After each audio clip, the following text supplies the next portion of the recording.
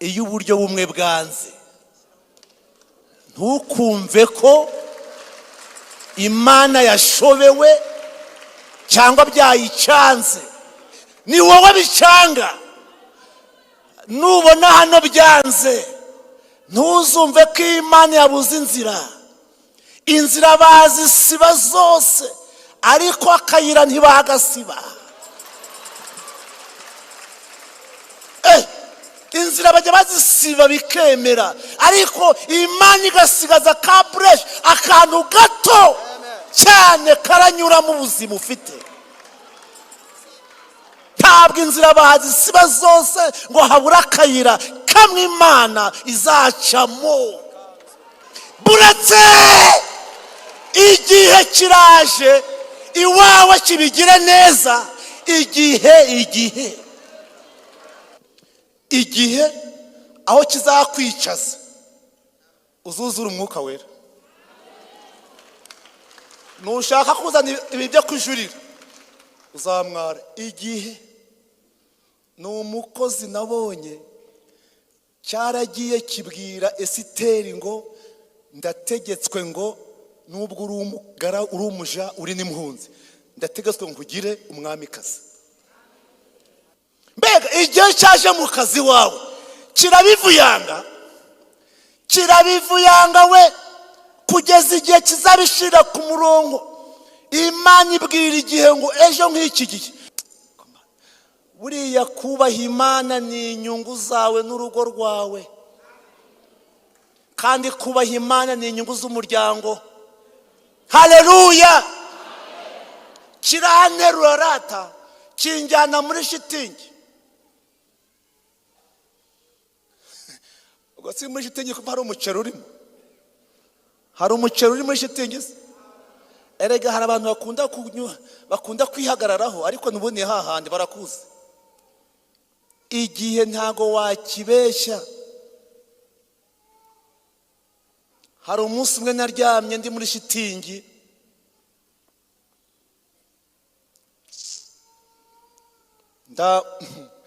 vango ndambura amaguru, ndambura ukuguru.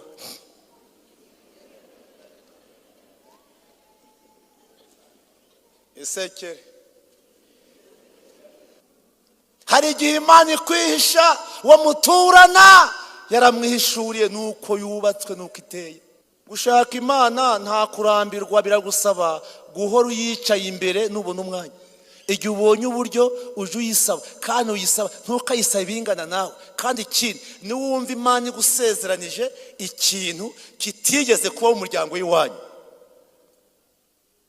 uzagira ubwoba. Imana igusezeranya imodokari, iswa yarapfuye ntayafite. Nikubwira ngo uzaba dogiteri cyangwa se ugire maîtrise, iwanyu ntawe apfuye yize na seraye. Kuba usonze yinaha mu mujyi, iramutse yaje ikakubaza ikibazo yatubajije, wamenya icyo usubiza.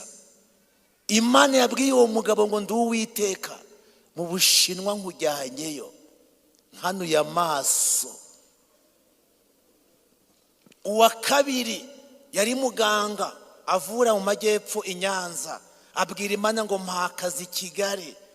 Imana iti transfer imaze kuyikora nkanuye amaso. Uwa gatatu yari umusore ati mpa buruse mu Burusiya i Moscow napfa kwitekereza gute. Imana igenda isubiza ibintu bingana nuko wayihamagaye. Ubwo nanjye mba nteyeho Imana, maze mwe guseka. Imana, ubwo nari nemeye Mana. Uzi ko kwizera guke kwawe kwazanira ingorane n'abana wabyaye? Kwizera guke kwawe kwazanira ingorane, kukazanira ubukene. Niba so yafite karande y'ubukene isoko byaye, nawe ukayisenga mu rwego rwa karande ya so, abana bazabihomberamo. Niba mama wakubyaye atarizeraga Imana, akizera izindi mana, imana ikagucomora kwa papa no kwa mama ikakwiyereka, ibigira ngo igukorere ibintu bitandukanye n'ibyakoreye so. None papa wawe niba yari umusinzi, papa wari umusinzi yari kadavre warangiye mu nzoga, mama wawe yaraterekeraga akanywa n'itabi, umva ayo maraso 50% ni umusinzi, 50% araraguza akanywa n'itabi, hacomotsemo wowe.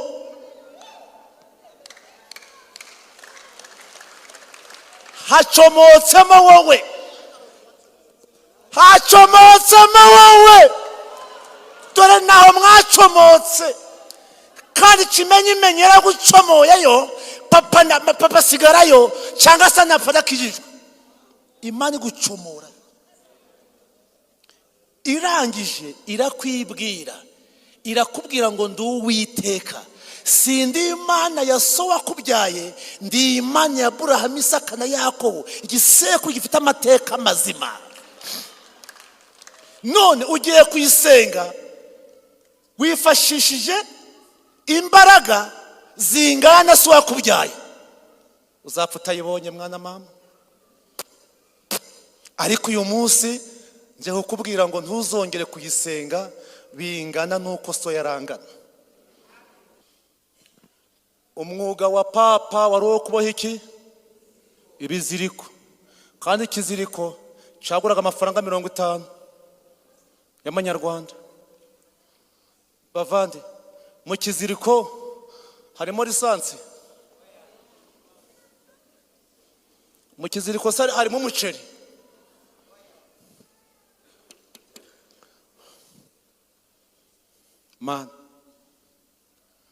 Mama mbyara nawe arabizi, ni mucuti wanje, turaziranye, ni mucuti wanje.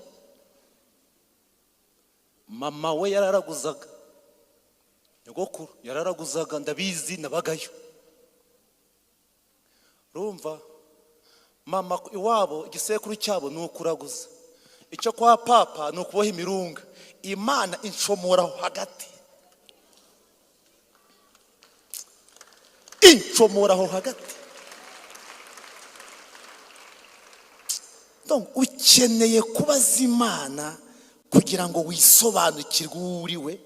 Nujya gusenga usenga isengesho riri ku rwego wamaze kumenya uriwe. Ubu narakutse,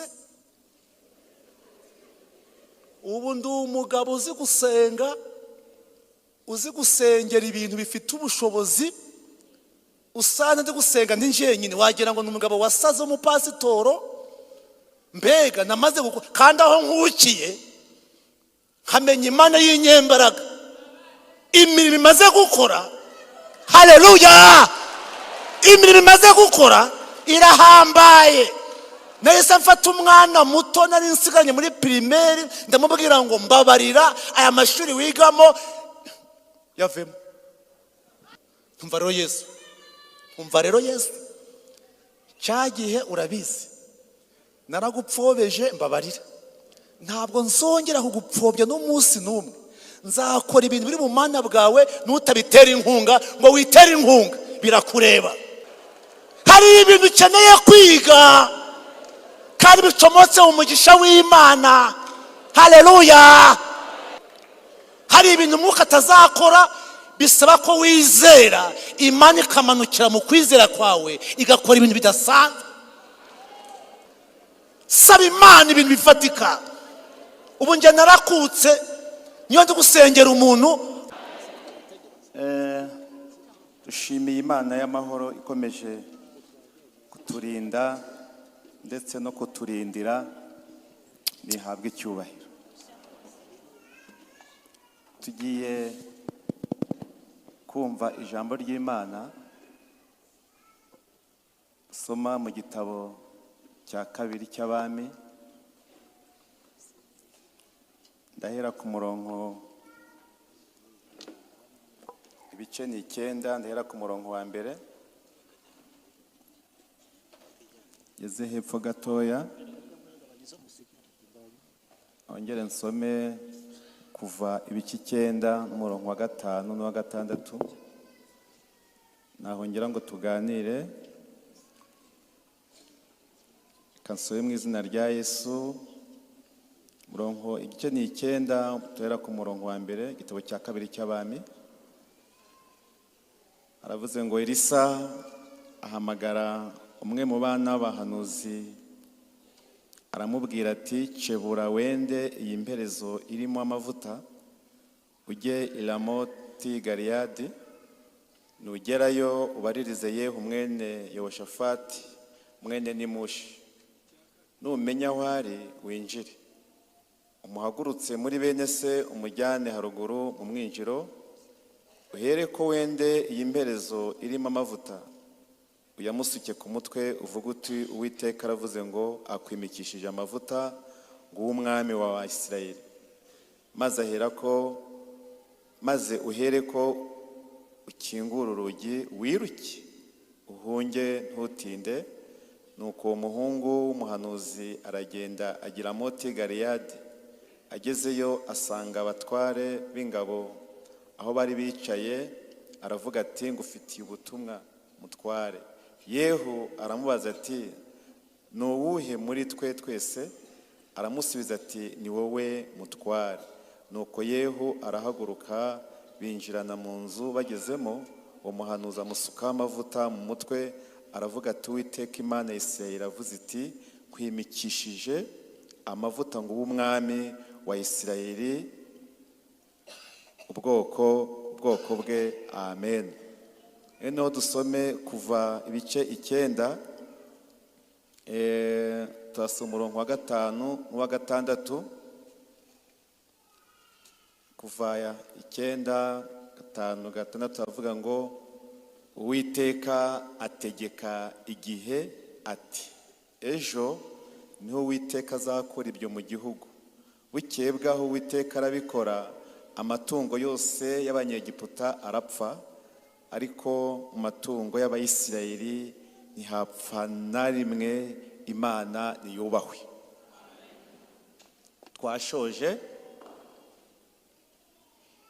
Twashoje ihangane. Hari abantu bakunda gukomeza gusoma, buriya ndakumenyesha ko ibyo wasoma byose ntago wabyumva mpagaze hano, aho byavamo. Niba mfashe feri, nawe shiramo feri. Biragusaba kugira ngo ufashwe nuko untega amatwi, ndetse binakoroheye ukanandeba, kuko nukomeza gusoma hepfo ku murongo wa 7 n'uwa 8, ndakurahiye ntacyo ukuramo. Imana umugisha kubera ko mwumviye. Tugiye kuganira muri amagambo makeya. Iyi Mana twicaye imbere, icya mbere iruzuye, icya kabiri nta cyuho igira, ibumoso bwaho iruzuye, iburyo bwaho iruzuye, imbere iruzuye, buriya n'inyuma iruzuye, hejuru ntago mbizi. Icyo nzi cyo nuko iyi Mana twicaye imbere yuzuye. Umuntu yaravuze ngo ushobora kuba uri inyangamugayo ariko ntube imfura, ukaba uri n'imfura ariko ntube inyangamugayo, ariko iyi Mana mwicaye imbere byose irabyujuje. Nubwo utazi kuvuga, tuguhaye mikorofone wavuga ukuntu Imana ari inyangamugayo ku ruhande rwawe, ukavuga ukuntu Imana ari imfura ya mbere. Ushobora kungaburira nkakubwira ngo uriya muntu ni imfura, ariko mwene nyoko muvukana mudasuhuzanye, ubwo uri yose.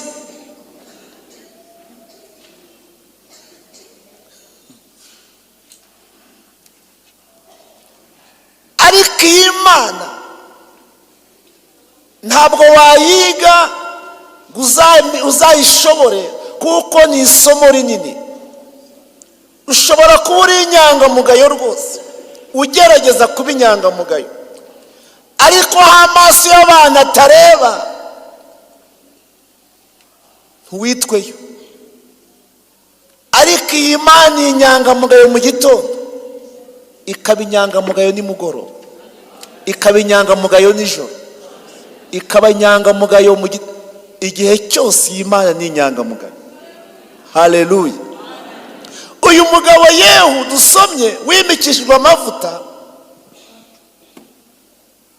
Imana yamwimikiye kugira ngo ayimare, azamara Uwiteka umubabaro yatewe na bamwe bakora ibyaha. kandi niba hari ibyaha umuntu akora Imana ikababara, ni umuntu Imana yagiriye neza akayitura ibibi. ibyo bintu birya Imana ahantu.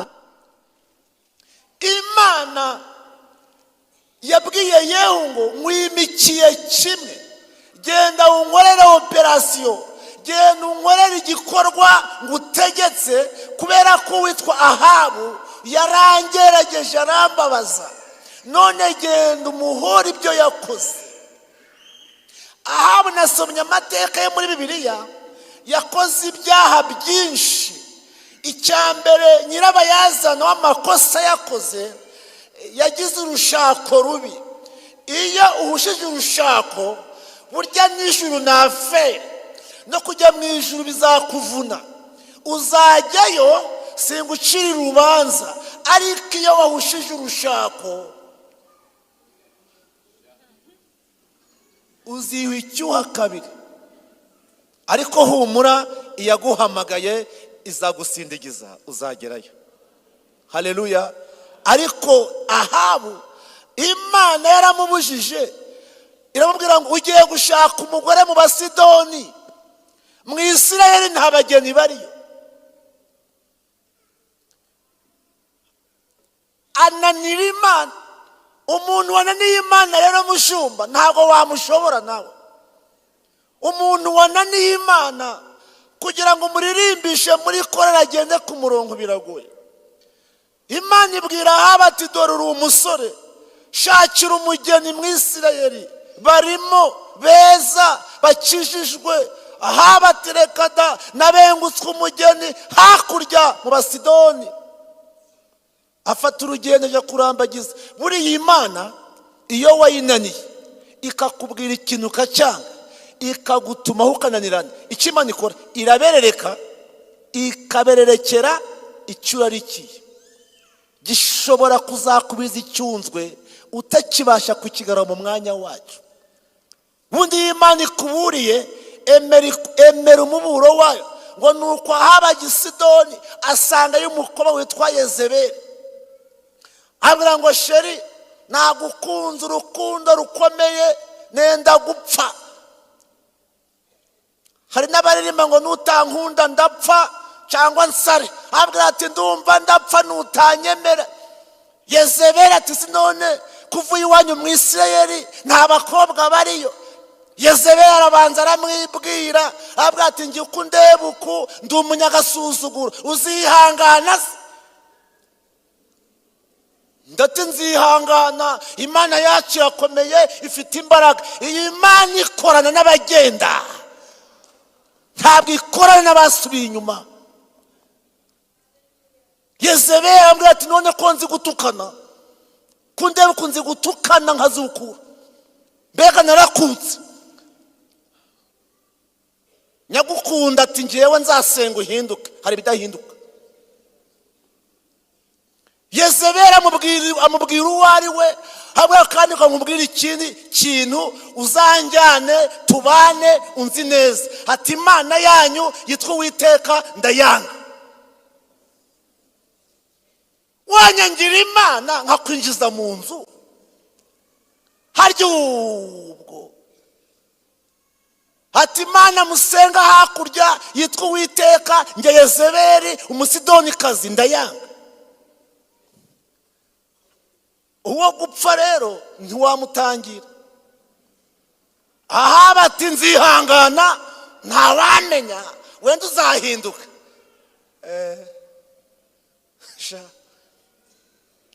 Yezebeli ati yasigaye kimwe, tukagenda. ngo yinyabya mu cyumba cye, azana ikigirwamana cyitwa Ashera. ati Imana yanyu ntabwo nyikunda, sinanyemera. dore imana yanjye, dore ngiyi nashera, ndarana nayo mu cyumba, uzemera ko nzana nayo iwanyu? Aha bati uzayizana. Akaga. Aha ati ntabwo mfite imana imwe, mfite indi ya kabiri yitwa Bayali, nayo arayizana. Ati dore Bayali ngiyi, nayo nzayizana na shera nanjye. Aha bati ntacyo, tuzasenga.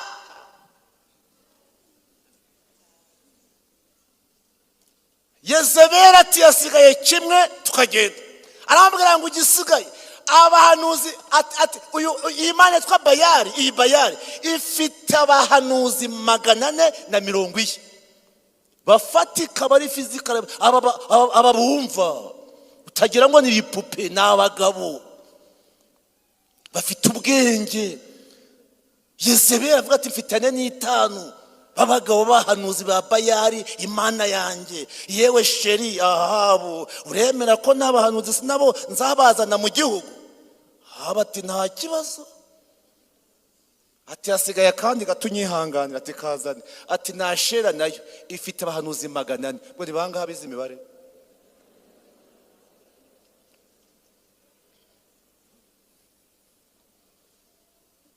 Magana 50.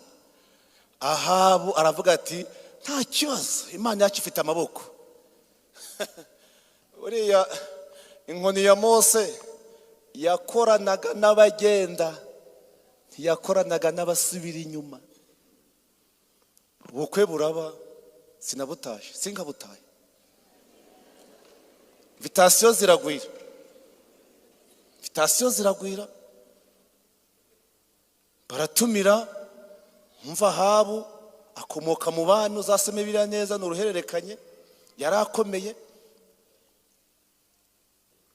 Abantu bambariye Yezebeli, abamwambariye, shushanya iyo foto. Abahanuzi 450 ba Bayali bari bakwikiyemo imyambaro ya gihanuzi ya Bayali.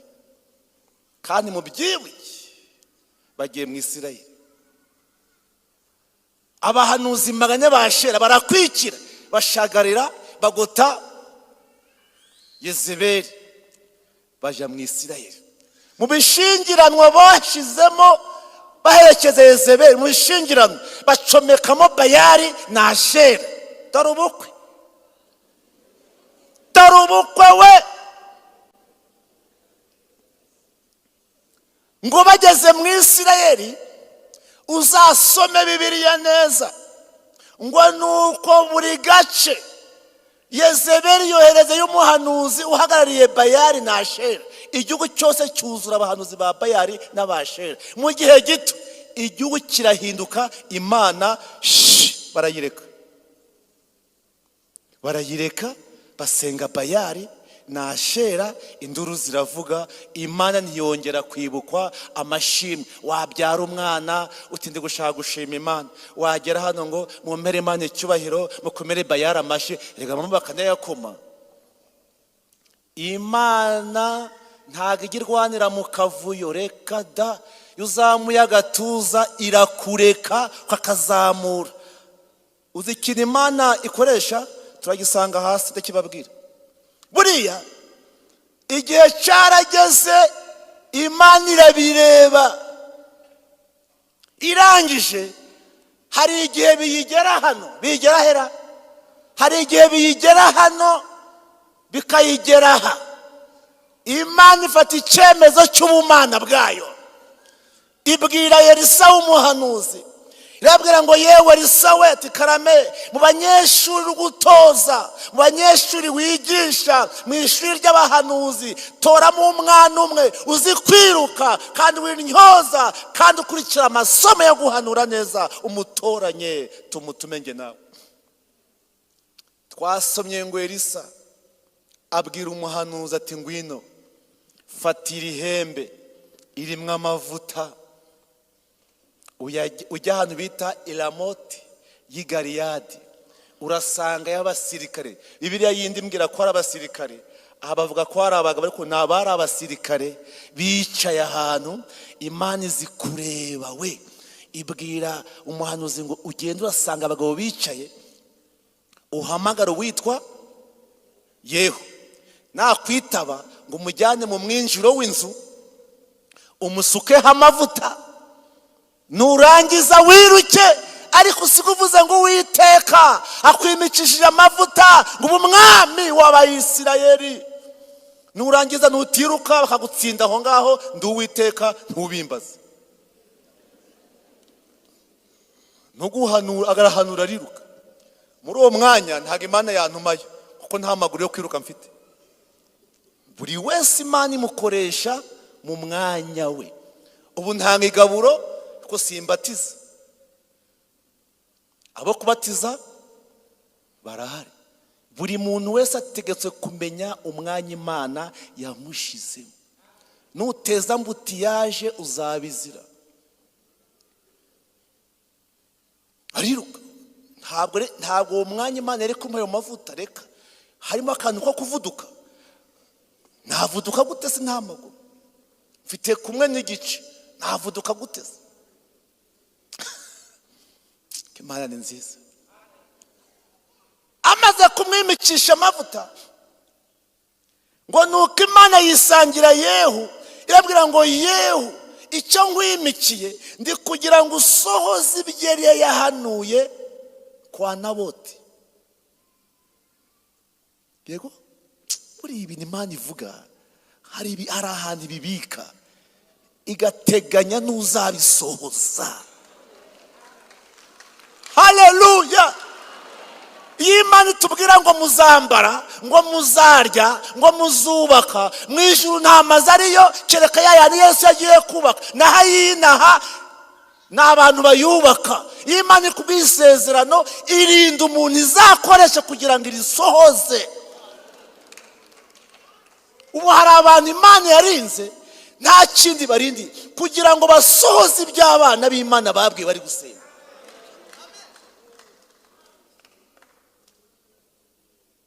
Ibwira Yehu ngo nkwimikiye kugira ngo ushyire mu bikorwa ibyo yari yahanuye kwa Ahabu. Kandi nkwimikiye kugira ngo umare agahinda natewe na Yezebeli n'umugabo we. Nasomye Bibiliya irambwira ngo akiva aho ngahera Moti Galiyadi, yahereye ku mwami w'Abayuda n'Abayisirayeli, arangije ako nawe yarakabije. Uzi ko yagize ishyaka Ahabu akarenga umurongo, yarenze umurongo. Uzi ko yishe abana ba Ahabu b'abahungu 70, agakora ikosa akica n'abuzukuru ba Ahabu, kandi Imana itayimutegetse. Uzi ko yabonye Yezebeli hejuru muri etaje, aravuga ngo uriya mugore ufite usakuriya nuwahe? Bati ni umugore w'umwami witwa nde? Yezebeli. Ati mumanure muri etaje. Baramumanuye agwa ingazi. Ngo arangije gukora iyo operasiyo, ngo baramubwira ngo ariko mwami Yehu, ngo ahantu bashingura ngo ibituro by'abakiranutsi ubu tuvugana byarenzweho n'ikigunda n'ikinani, ariko ibituro by'abahanuzi ba Bayali biri gukangayana, ngo tuje baja mu gituro. Bagiyeyo naho ibituro by'abakiranutsi ngo arabyubakira neza. Arangije gukora akazi nkako, Imana ibwira Yehu ngo Yehu we, unkoreye akazi keza, umaze agahinda natewe na Ahabu, icyo nkwituye mu nzu yawe uzapfa uri umwami, usimburwe n'umuhungu wawe kugeza ku bisekuru 4, kuko ukoze akazi keza. Haleluya! Buri ibintu byose byananiranye, Imana ibitumaho umukozi witwa Igihe. Umukozi witwa Igihe maze iminsi mwiga, nasanze uyu mukozi ni ntakumirwa. Imana yabwiye Mose, irababwira ngo Mose we, ku munsi wa mbere narakubwiye izo nkoni yanjye ko ari yanjye se acu nayihakana se, ariko ntabwo ari Mose yari afite. Iyi yitwa inyunganirangingo, ntabwo ari inkoni ya Mose. Imana ibwira Mose ngo Mose ufite iki? Inkoni. Zamura. Arayizamura. Ngo genda uyirambike mu ruzi rwa Nili urebe ikiraba. Ayirambitsemo uruzi rwa Nili ruhinduka iki? Amaraso. Ibaze kurambika inkoni muri Nyabugogo, imigezi yose yo mu Rwanda igahinduka amaraso. Ariko muje mubyibaza icyo, muje mukibazaho kuntu Imana ifite imbaraga. Icyo ntago cyakoze kuri Farawo. Imana ibwira Mose ngo Mose ufite iki? Inkoni. Wayikubita mu gishanga cya Nili, ayikubita mu gishanga cya Nili, havamo ibikeri bigenda biri kuboroga byinjira kwa Farawo. Farawo ntiyahinduka. Imana iti Mose ufite iki? Mfite inkoni. Yizamure hejuru. Ayizamura hejuru. Icyo gitangaza cya gatatu ngo haza ibisazi by'ibibugu. Ibisazi by'ibibugu kimwe cyakuruma none ugapfa nimugoroba. Ntibyemera. Imana ibwira Mose ngo ufite iki? Mfite inkoni. Ikubite hasi. Ayikubita hasi ngo hava mwinda. Inda. Ni bande bazi inda hano? Inda. Babyemera se kamuri Kigali. Gerageza bingana nuko Imana yaguhaye. Uyu mugabo imodoka yarahiye, nagiye kumusura. Naraje. Ahaye ngo bayita ngo iki? Ni tegiseri hari. Tegiseri. Ngaho. Tegiseri nasanze yahiye yakongotse, byari biteye agahinda. Ariko icyo kigeragezo njyewe ntacyo nagira.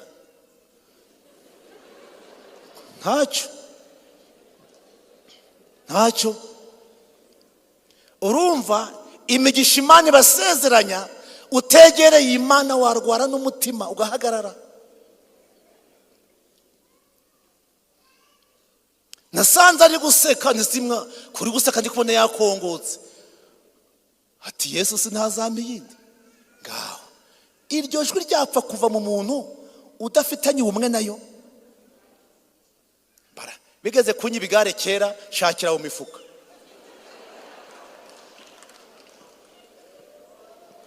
Hari akanacuza ku muhanda, iryo gare ryatwaraga imineke n'amavoka. Abajura baza muri kuri kontwara hano ngo mpafana njya kumuheza. Ngo mpa Sprite, banjishiza mu cyese kubi barijyanye. Nsose nsanga barijyanye, kibararijyanye we. Ubwo nahisha imodoka singwe muri koma.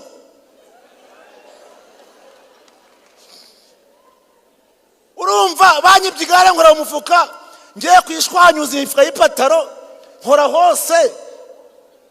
Ubwo imodoka nkiriya nayihisha, umutima ntukore kare. Ariko turashimira Imana ikuzamuye, izamura n'imbaraga.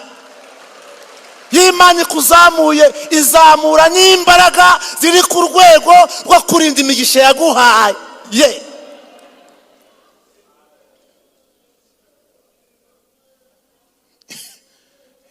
Imana narayitinye.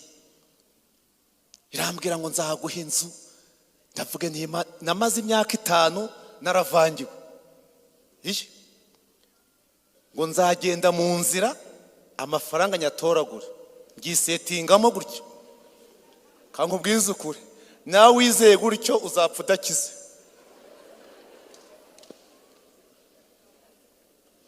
Kandi ngiye kubyisetingamo mfite n'ukuri. Nta kuguru mfite. Nta kuguru mfite. Sinanyonga, sinamotara, sinafunda, sinayeda. Kwizera gutyo bifite ishingiro. Ariko Imana cyatugikizwa. Hari kwase mwaririmbaga ku musaraba ngo biri kujya gute? Ngo biri kunagana. Katubwizanye ukuri. Ibyo bintu ni ukuri. Oya buretse se muve mu mwuka mburetse. Ibyo bintu ni ukuri cyase ukuri. Biri kunagana ndabyemera rega nto nabipinze kuhagera. Binaganye imyaka ingahe se? Hari abarokore bazi gusenga kunsumbya kandi bubahwe. kera bakijya gusengera mu butayu, kera bakijyayo, kanyarira Imana iti nzabikora. Uturakoze Mana, wongeye ubisubiyemo, uhabwe icyubahiro kizabonwa. Ndi Uwiteka nzabikora. Ariko Mana koko wongeye kubivuga, habwe icyubahiro. Kazaba amaboko mu rusesi manza. Imana iti ndi Uwiteka sinza gukoza isoni. Utariko Mana ku cyumweru ndataka ituro ry'ishimwe, wongeye kubivuga. Ku iriba rya Yakobo, ndi Uwiteka sinza kumwaza. Ati Mana wongeye kubivuga. Kaja muri Muhungwe, Mana wantabaye, Imana iti nzabikora ndi Uwiteka. Utariko Mana wongeye kubivuga. Ukaja muri Nguri, hose ko mpazi se ndahazi, Mushu ndahazi. Umuntu akamara imyaka 15 anezezwa n'ijambo rivuga ngo urongeye ubisubiyemo, uzarinda usaza ikibivuga.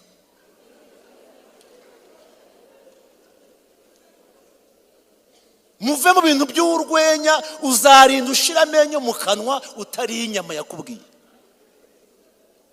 Ibi narabicunze by'Imana, narayicunze. Yaravuze ngo nzatanga umugisha nyuze mu mirimo y'amaboko yanyu. Ibindi byitwa ibitangaza, kandi ushobora gupfa ntagitangaza ubonye. Nanyonze igare we, natwaye igare, nategereje inzama imyaka 5 ndayibura. Nigiye namwe kujya kwiga igare, njya kwiga igare ngo mbe umunyonzi ntakaguru ngira. Ya mitata mwaje muyinkuraho. Wenda so wanyu yaraguhaye, papa zaguha, muzabaha abana banyu. Ariko amakuru mfite n'iby'ubusa nabyo Satana bizira kure, Satana bizira kubi. Muzabahereza amazuda arahari. Ariko ibi amakuru maze kubonaho imyaka mfite, ibintu by'ubusa akenshi Satana byiraramo, na nyirabyo ntabwo yirirwa bitekerezaho kuko ntabyavunikiye. Mfite ingero ngiye nyinshi hariya i Musanze. Nabonye byanze njya kwiga igare. Uriya Nizeyimana bomba ari muririmba ajyarimba, tarasengera, yari umunyonzi ahingisha igare, rikankubita hasi. Ntacyo ongera unyihanganire, unsunike nushaka ari nsarure. Rikankubita hasi, ongera unsunike. Kuko nari maze gusoma Bibiliya, nsanga nta handi hantu Imana inyuze umugisha usibye kunyeganyega. Ibi nibitangaza bibaho, twarabikorewe. Ibitangaza ndarabikorewe, ariko we kankubwire, nudakora uzakorakora.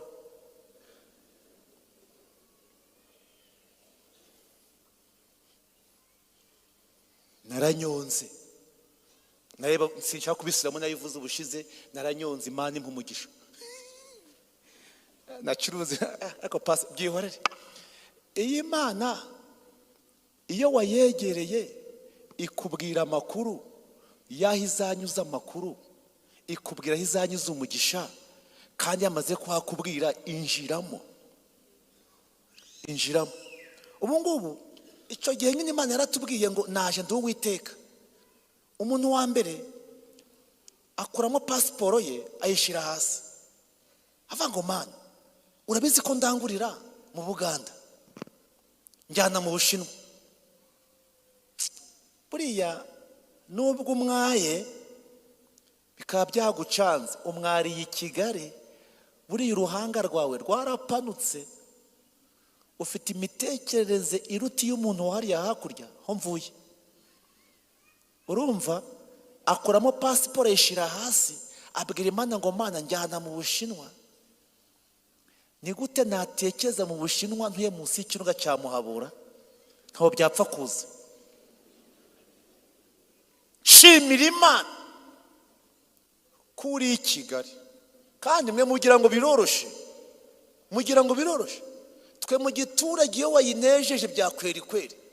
Ikintu cya mbere ivuga, nkujyanye mu mujyi, none wowe umazemo imyaka ingana nka gutya.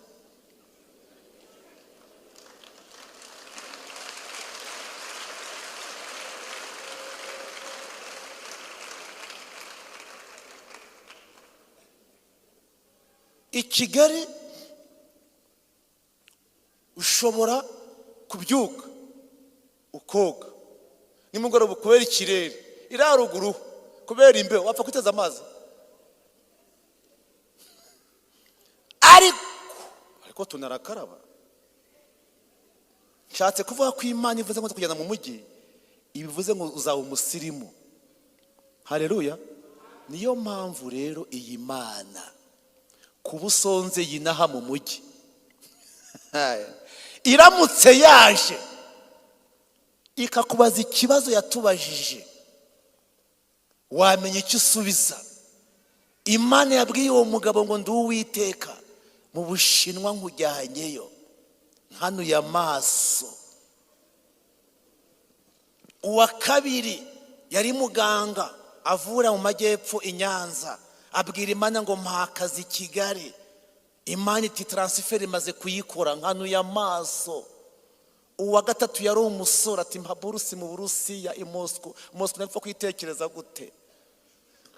Imana igenda isubiza ibintu bingana nuko wayihamagaye. Ubwo nanjye mba nteyeho Imana maze mwe guseka Imana. Ubwo nari nemeye Mana hitumpereza inzu y'amabati 40. Navuga umubare w'amabati Imana umva ko Imana yanjye yanganaga na 40. Imana iti ndayiguhaye.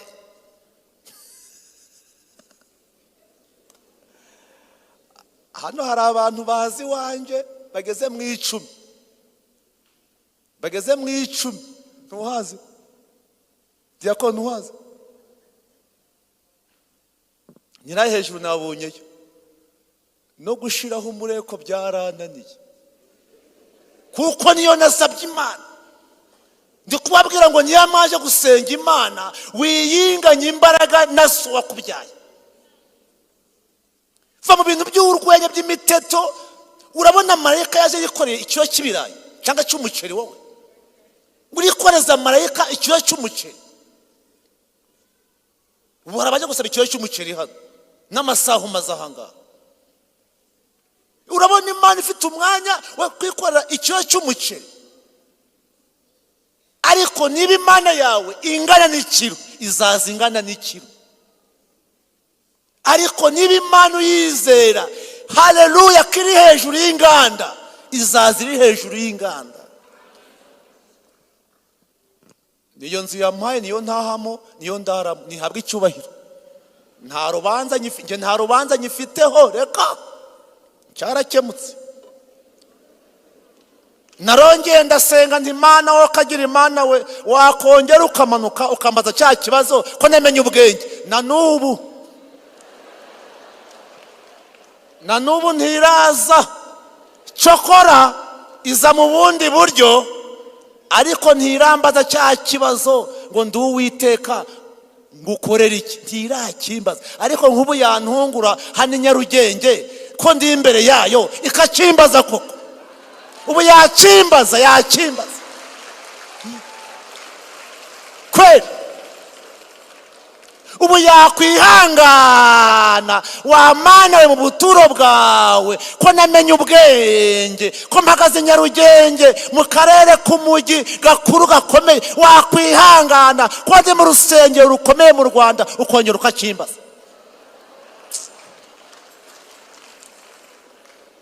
Icyo nayibwira ntago ari kuri uyu mugabane. Si uyu mugabane. Namenye ubwenge we. Namenye ubwenge.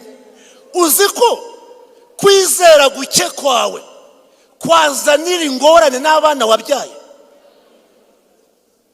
Kwizera guke kwawe kwazanira ingorane kukazanira ubukene.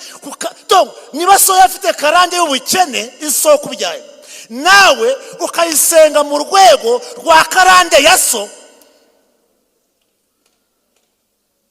abana bazabihomberamo. Niba mama wakubyaye atarizeraga Imana akizera izindi Imana, Imana ikagucomora kwa papa no kwa mama ikakwiyereka. ibigira ngo igukorere ibintu bitandukanye n'ibyakoreye so, ibigira ngo ikwiyereke birutwa yiyeretse mama wakubyaye. None Imana igucomoye mu cyo gisekuru cy'ubukene, kitizera, kiraguza, giterekera, kijya kwa Nyabingi. Imana igucomoyemo irakuvuze ngo ndi Uwiteka, ndi Imana yawe, ugiye kuyisaba ngo amabati 40. Mana wagaruka koko.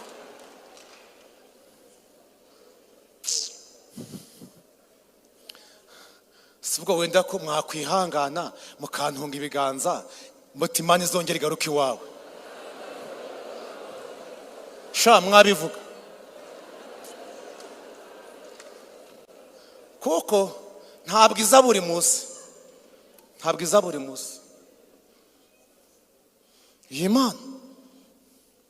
None papa wawe niba yari umusinzi, papa wari umusinzi yari kadavre warangiye mu nzoga, mama wawe yaraterekeraga akanywa n'itabi, umva ayo maraso 50% ni umusinzi, 50% araraguza akanywa n'itabi, hacomotsemo wowe.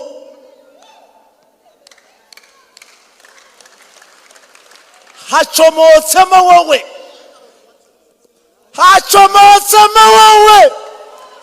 Dore naho mwacomotse kandi kimenye imenyera gucomoyeyo papa sigarayo cyangwa se napfada kijijwe. Imana igucomora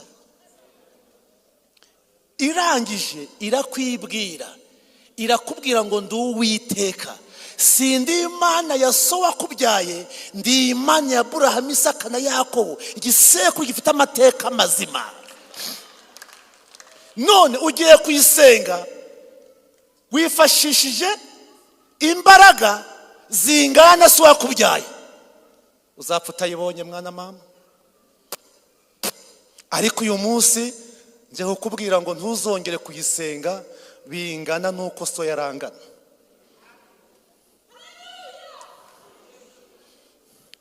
Nicaje abahungu banjye ndabicaza, nabasabye imbabazi, narazibasabye, narababwiye ngo amashuri mwiga ya yandi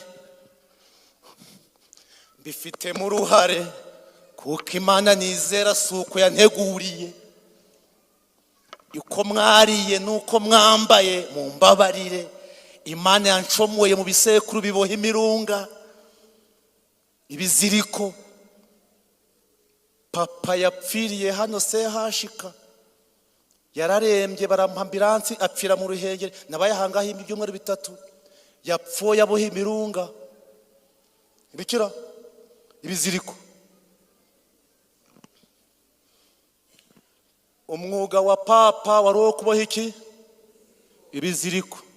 Kandi ikiziriko cyaguraga amafaranga 50 y'amanyarwanda. Bavandi, mu kiziriko harimo lisansi, mu kiziriko harimo umuceri.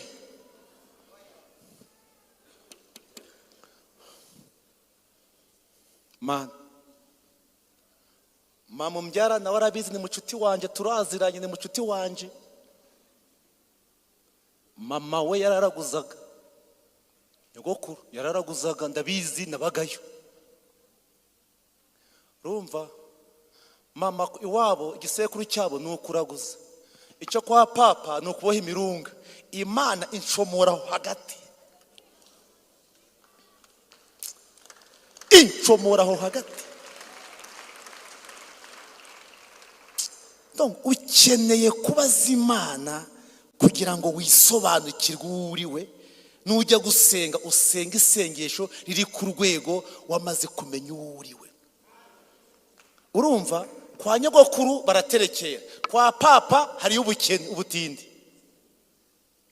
Nabwiye abana banjye ngo mumbabarire, Imana yampamagaye ikancomora hariya, ntago nayibigishije uko yampamagaye, ariko aho namenyeye ubwenge, aho ngeze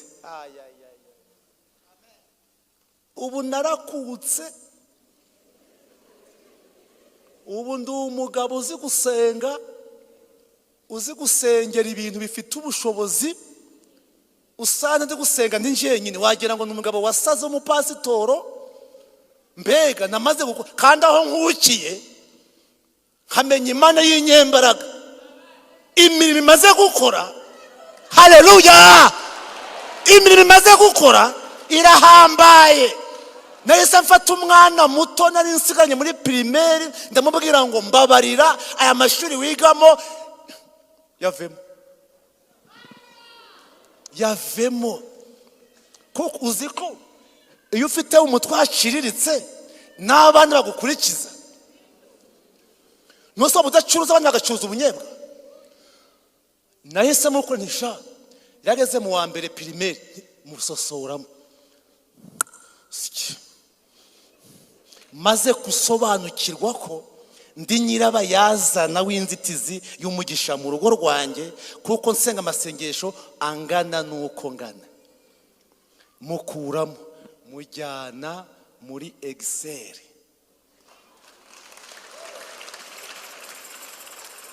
Kugira ngo nimare agahinda, ageze mu wa gatanu mujyana muri Wisdom. Bakambwira ngo ariko pusabye ngo uyu mwana uzamwishyurira iki? Mfite ibanga ninjye wabyishe kera na kare.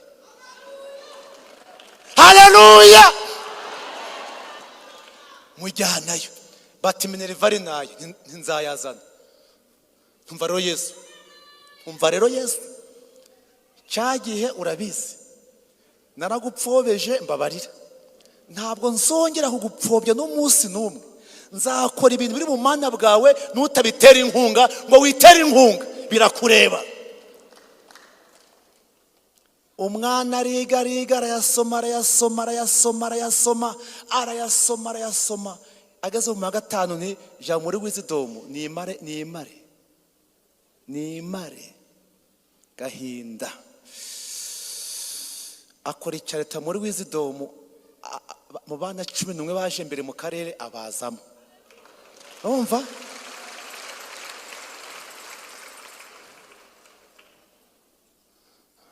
muretse mbabwire, aje kwiga ahantu bita Ikagogo muri tronkome, atsinda neza biteye ubwoba, kuko hari amanota yazanaga nkumva ntacyo ambwiye. Niba ntayo nabonaga si naje kumuburanya, mbona ntacyo bimbwiye. Gusenga ndisenge purusa, gusenga 4.5 bimbwiye siki. Ariko ho maze kumenyera ko ndi isoko y'imigisha y'abana banje, iki kintu kimenye, naravuze Imana aya manota ntago nyashaka.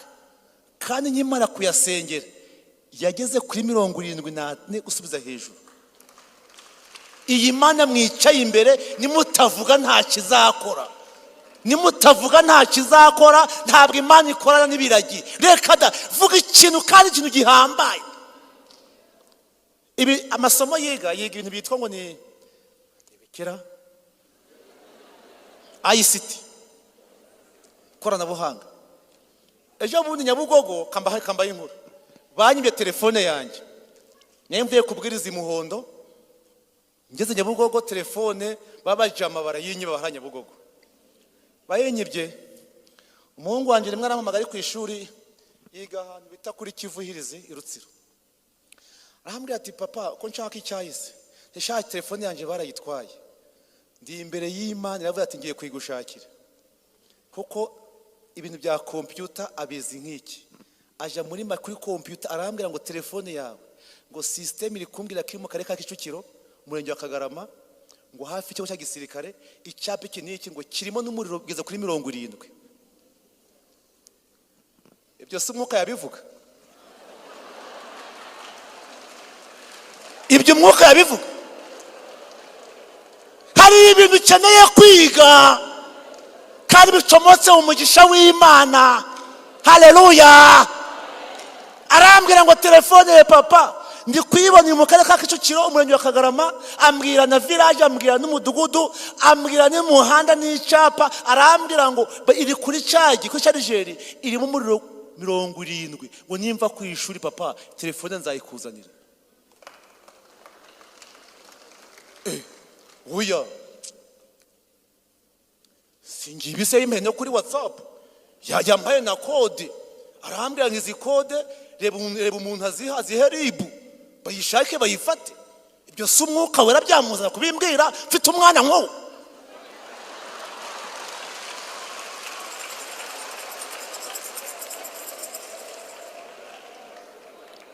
Hari ibintu umwuka atazakora, bisaba ko wizera, Imana ikamanukira mu kwizera kwawe igakora ibintu bidasanzwe. Mwakira ijambo ry'Imana.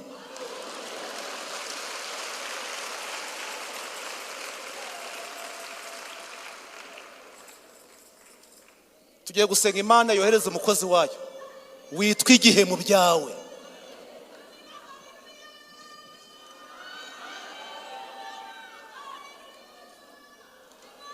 Tugiye gusenga Imana tuyinginga. Yaravuze ngo ndi Uwiteka wingingwa nkemera kwingingwa. Iravuga ngo ndi Uwiteka uhendahendwa nkemera guhendahendwa. Nuyigera imbere ukabikiragi nta kizakora. Kandi umunsi watoboye wavuze vuga ibintu bifatika.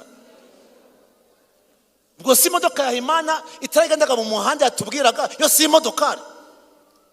Ngo Mana ngo mpiye imodoka, ngo niyo wampa imodokari yakoze zirahari mu magaraje. Saba Imana ibintu bifatika.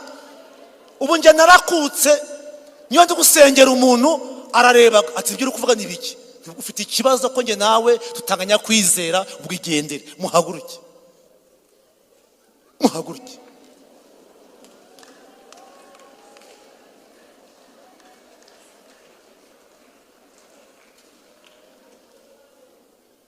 Muhaguruke. Imana urayigirira imbabazi irakennye. Urayigirira imbabazi Imana ni umuhirimbiri. Urayigirira imbabazi iso wanyu ko yakennye nyokoroma gakena ni Imana irakennye. Wigira imbabazi nkandi. Inzobere kuvura indwara yawe byarayinaniye ntawe utagiye. Wagiye mu Buhindi, uja muri Kenya, uja hehe, Faisal, Ikanombe, Kibagabaga. Imana ntabwo ari umunase. Imana ni umudogiteri uri hejuru. Tugiye gusenga Imana uko yizera niko biraba. Byabatera igitangaza imbaje ikibazo ndi imbere yanyu. Fashe mikrofone. Ibyo navuga byaturitse imitwe y'abantu hano. Bizakimbarize mu rugo ariko. Kandi ubu ndakomeje kuyinginga. Kandi muhumure nta n'inzara mfite. Mutayaho ndacari mwihema. Sindi mwihema nta nzara mfite. Mwitonde. Yakoze inyuze mu zindi nzira. Havese. Kadusenge Imana rata. Bura turasengera ibyifuzo harya. Uko mwuka mbwiye hano hari abantu. Wumve neza, hari abantu basenga Imana bashingiye ku myaka bamaze iminsi mu bukode. Ntabwo Imana wayibona gutyo. Buri ibibanza byose biri muri uyu mujyi ni ibya papa. N'amazi agerekeranye mubona ni aya papa. Ibibanza byo mu mujyi ni ibya papa. Ukuntu mfite kwizera rero ngewe abo tuguhuje tugiye gusengana. Ndabizi ni baki ariko abo baki tugiye gusengana. Niba hari indwara yaburiwe igisubizo ntukizere Yesu nk'umudogiteri w'inzobere uguhoraho agupima ibipimo bisukari yazamutse. Hano hari inzobere yitwa Yesu. Hano hari inzobere yitwa Yesu izi gusuzuma ikanapima ikanashyira yiherezo. Haleluya. Kadusenga Imana.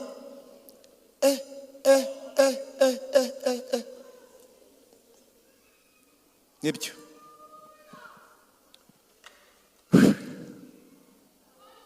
Nunagera no mu rugo wihindura imisengere. Utitonze watera umwaku urubyaro rwawe rukazapfa rumeze nkawe. Kandi Imana yaragucomoyeyo. Nje narisobanukiye Imana ishimwe. Kandi aho bigereje ni sawa. Mbega nta Imana muri kuyisonera nkande. yaravuze ngo ibi yuzuye byose ni ibyayo. Mana nyiringabo, uri Imana ihambaye. Mu bakozi benshi ugira harimo n'uwitwa Igihe.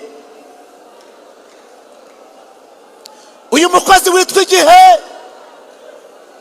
wabwiye Mose ngo niyicarane n'inkoni ye. Amaze kwicara uhamagara Igihe.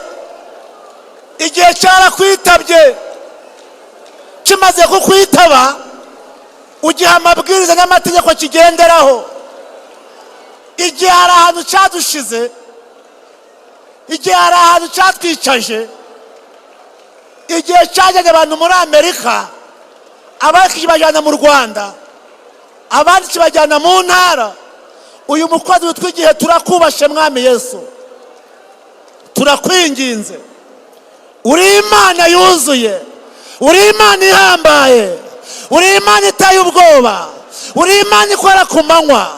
N'uyu munsi wakora, n'iyi saha wakora, uyu munota wakora. Turaguhagurukiye Mwami, ibyifuzo by'ubwoko bwawe turabisengeye. Tumaze igihe kinini,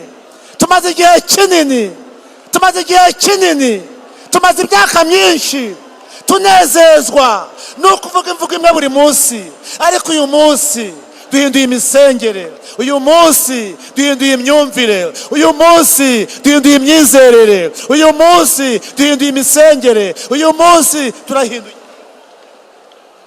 Uyu munsi duhinduye uko twasengaga, uyu munsi duhinduye uko twiyumvaga. Mwami Yesu urakoze Mana.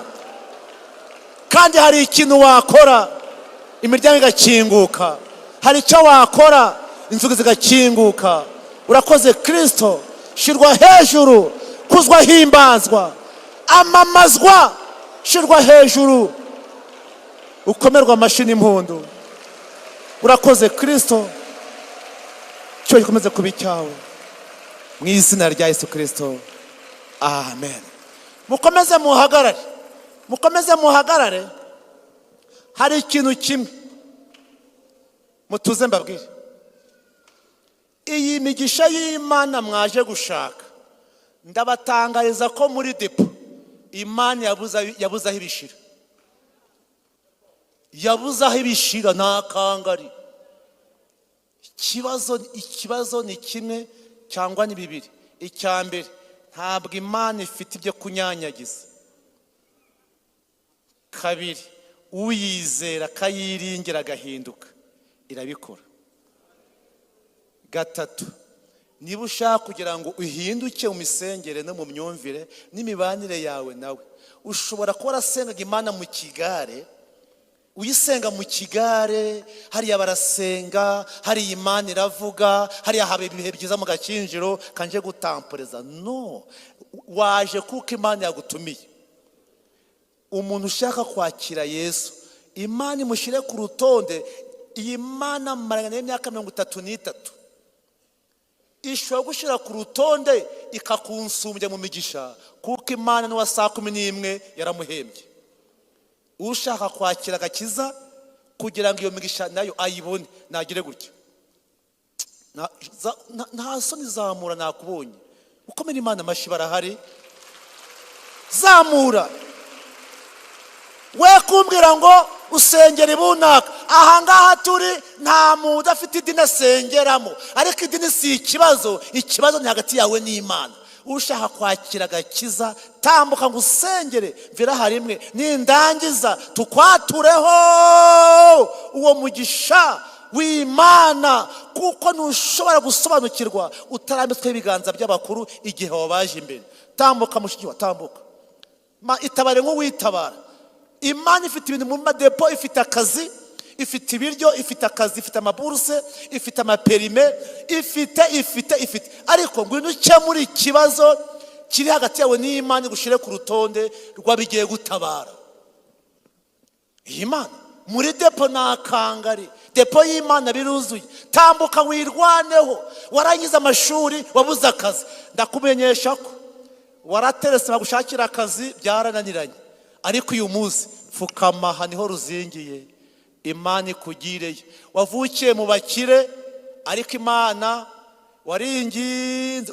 Ni gute wavukira mu bakire ukaba uri gusabiriza? Ikureho iyo karande y'icyangiro, no wakira agakiza. Akira agakiza, nukakira Imana igushireho igikundiro, nikigushiraho umuryango uzafunguka. Utabaza ariko tante shanga bumumporega iki koko? Baguhora iki? Akira Yesu, akira Yesu. Baguhora iki? Ariko man, uyu mwaka mfite uzamva wute? Ni Yesu ukuraho umwaka, nta wundi, nta mupfumu, nta mukonikoni, nta murozi, nta mushitsi, nta so wanyu, nta nyokorome, nta nyogosenge wawukuraho iyo mikoshi. Ni Yesu wenyine wayigukuraho. Ngwino umwakire. Numara kumwakira uje ku rutonde rw'abana b'Imana igiye kwigira umushinga w'ejo hazaza. Kandi harabe cyiza cyatuye gusengera abangaba. Baracyaza yakorese yabiri kundirimba kakaririmbo ko mu gitabo korari. Mugira ngo urashwa n'amashanyarazi muririmbe. Muri kuririmba bari kuza. Dore ngabo baje. Imana muyikomera amashidi. Imana muyikomera amashidi. Haje abantu bafite ubwenge. Haje abantu bafite ubwenge rwose. Ushobora kubusenga Imana nawe ari kuri inzitizi y'imigisha y'abana bawe. Kuri inzitizi. Kuri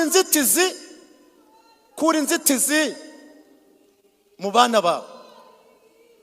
Urumva? Tugiye gusenga Imana. Reka nabara baracyaza, protokole mu bayobore bari kuza.